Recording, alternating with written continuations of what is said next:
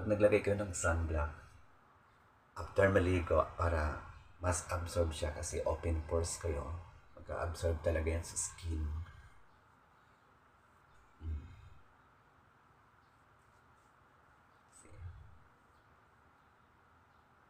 Yan.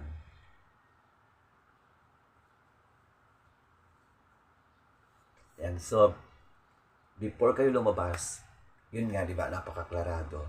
Maglagay po kayo ng sunblock to protect your skin. Okay?